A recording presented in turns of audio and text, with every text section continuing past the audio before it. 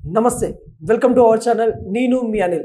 నారా లోకేష్ గారు శ్రీకాళహస్తి మాజీ ఎమ్మెల్యే బియ్యపు మధు గారి పైన అయితే కొంత ఫైర్ అయినట్టు కూడా తెలుస్తూ ఉంది. బడా చోర్ అనుకుంటే తనైతే చెప్పారు.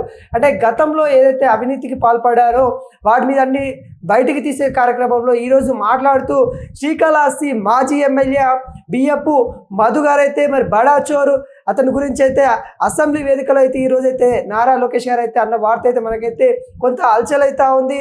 ఈ విషయం గురించి అనేక సార్లు కూడా నేను మీడియా ముఖంగా చెప్పానని కూడా తనైతే వీడియోలో అయితే చెప్పడం అయితే జరుగుతూ ఉంది. టీఎల్సీ సంబంధించిన ఏదైతే కంపెనీ ఉందో ఆ కంపెనీ నుండి అనేక అక్రమాలు చేశారు. అక్రమాల నుండి మరి ఆ నేపథ్యం అయితే కనబడతా ఉందని కూడా నారా లోకేష్ గారు అయితే వ్యక్తం చేయడం అయితే జరిగింది. ఓన్లీ టీఎల్సీ అనే కాదు, అనేక కంపెనీలకు చాలా కంపెనీలు కూడా మరి వాటికి సంబంధించిన కమిషన్ల కోసము మరి చాలా చోర్ చేశారన్నట్టు కూడా తనైతే వ్యాఖ్యలు అయితే చేయడం అయితే జరిగింది.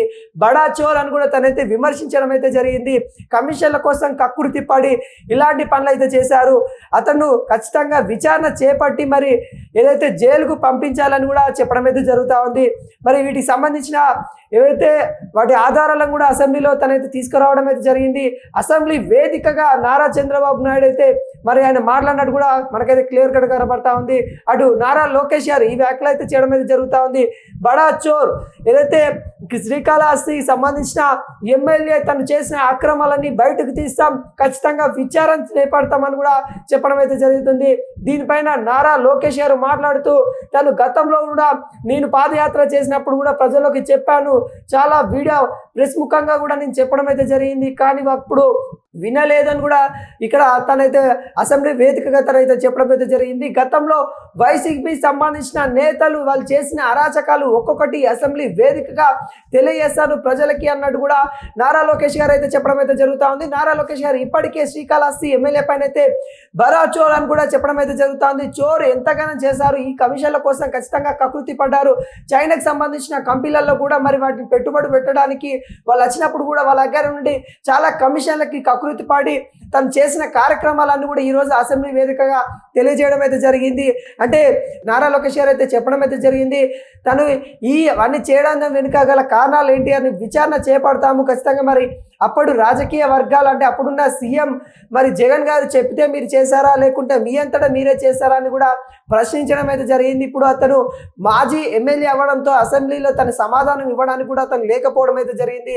శ్రీకాళహస్తిలో మనం చూస్తే ఎవరైతే బియ్యపు మధు గారు అయితే మరి తన యొక్క రాజకీయ జీవితంలో తను చేసిన తప్పుదాలన్నీ కూడా ఈరోజు అవన్నీ వివరిస్తూ తనని బడా చోర్ అని కూడా వ్యక్తం చేయడం అయితే జరిగింది. బడా చోర్ అని కూడా అనడం వెనుక నేను పెట్టిన పేరు అంటే తను పాదయాత్ర చేసే సందర్భంలో నారా లోకేష్ గారు పెట్టారంట, ఇక్కడ ఉన్న ఎమ్మెల్యే బడా చోర్ అని కూడా అప్పుడైతే వ్యక్తం చేశారు, వ్యాఖ్యలు కూడా చేయడం అయితే జరిగింది. అంటే అప్పుడున్న సిచ్యువేషన్ అదే ఏదైతే టీసీఎల్ సంబంధించిన కంపెనీలలో షేర్ల కోసము వాటి వాటాల కోసం అయితే మరి నారా ఎవరైతే తను ఉన్నాడో అక్కడ ఎమ్మెల్యే స్థానికంగా శ్రీకాళహస్తిగా తన ఎమ్మెల్యే ఉన్నప్పుడు అక్కడ కంపెనీలు వచ్చినప్పుడు కూడా తను కమిషన్ల కోసం కకృతి పడ్డాడని ఈరోజైతే ఖచ్చితంగా జైల్లోకి వెళ్లాల్సిందే, ఖచ్చితంగా విచారణ చేపట్టాలని కూడా అసెంబ్లీ వేదిక నారా లోకేష్ గారు అయితే చెప్పిన సందర్భం అయితే మనమైతే చూస్తూ ఉన్నాము.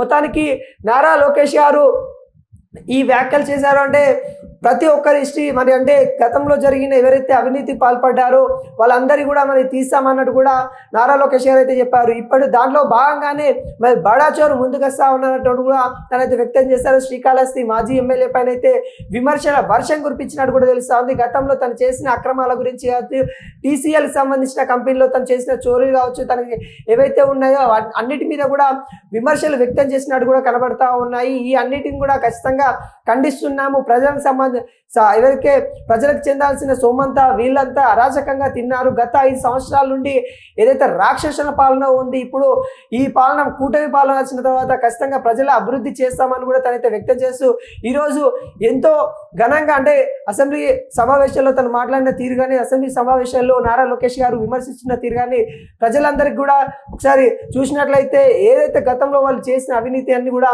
తెలియపరిచేటట్టే ఉన్నాయి.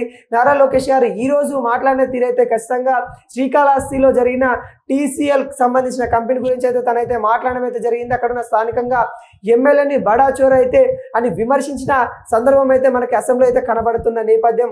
ఇక్కడ ఈ అవినీతికి పాల్పడ్డ ఎవరైనా కానీ మరి ఖచ్చితంగా జైలుకి వెళ్లాల్సిందని అయితే వ్యక్తం చేయడం అయితే జరిగింది. అదేవిధంగా అసెంబ్లీలో ఈ రోజు సమావేశాలు మనం చూసినట్లయితే పవన్ కళ్యాణ్ గారు కూడా మాట్లాడిన తీరు కూడా కనబడతా ఉంది. గత ప్రభుత్వం చేసిన అవినీతికి ఇప్పుడు చేస్తున్న మేము ఈ పాలన ఏదైతే ఉందో ఈ పాలన ఖచ్చితంగా ప్రజల శ్రేయస్సు కోసం చేస్తామన్నట్టు కూడా వ్యక్తం చేసిన సందర్భం అయితే మనకైతే క్లియర్ కట్గా కనబడతా ఉంది. ఈ నేపథ్యంలో ఇలా అసెంబ్లీ కూడా కొంత వ్యాఖ్యలతో ఘాటుగా నడిచినట్టు కూడా తెలుస్తా ఉంది. కానీ అక్కడ రిప్లై చేయడానికి వైసీపీకి సంబంధించిన ఎమ్మెల్యే కూడా